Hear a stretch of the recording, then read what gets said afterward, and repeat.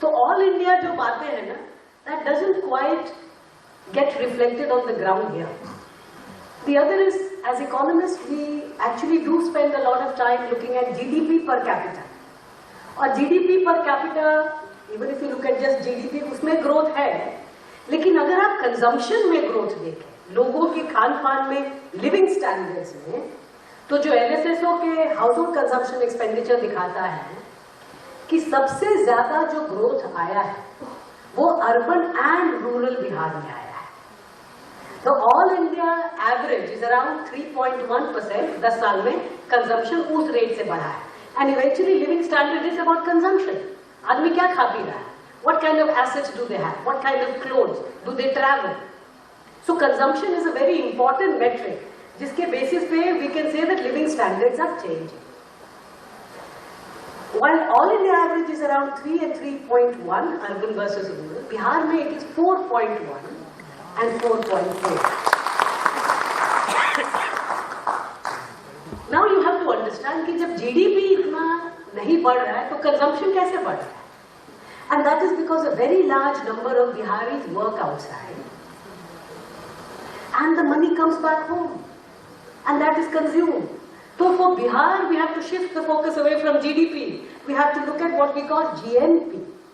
You do not have to confine yourselves to the geography of Bihar because Bihar is creating wealth across the country. This becomes very important to understand. अगर हम poverty number देखें, क्योंकि consumption में हम multidimensional poverty as Stefan talked about, जो नीति आयोग ने analyze किया था. But हम लोग economics में there is something much more fundamental in poverty जो कि multidimensional doesn't capture. Multidimensional है, पानी है, बिजली है, स्कूल है, अस्पताल है.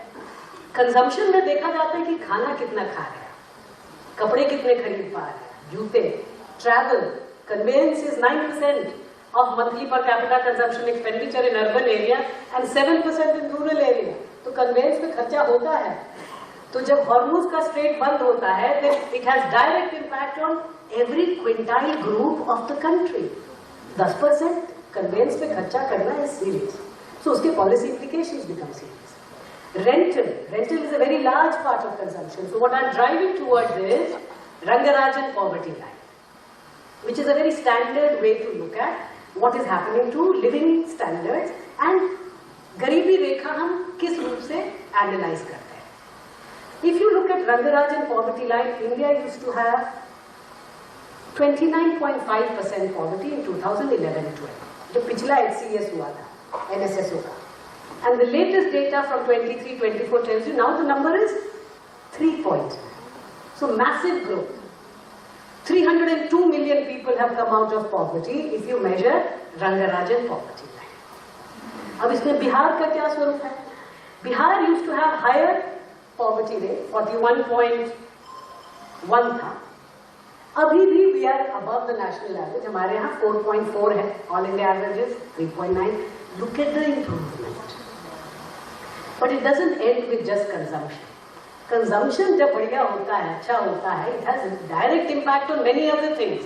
For instance, Bihar has seen the best improvements in the neighborhood when it comes to infant mortality rate, neonatal mortality rate, child marriage, and there are several other metrics. Poverty rate of Bihar as measured by the Rangarajan poverty line today is lower than all its neighbors. Barring UP. तो झारखंड से कम है, उड़ीसा से कम है, waste Bengal से कम है. These are states that are significantly richer than Bihar in terms of GDP. But poverty यहाँ कम है. These things don't happen overnight. ये इसीलिए होता है कि आप लोग मेहनत करते हैं. And of course, the Bihari population is very hard working, is generating assets, wealth, and sending money back home. I will talk about two other small things.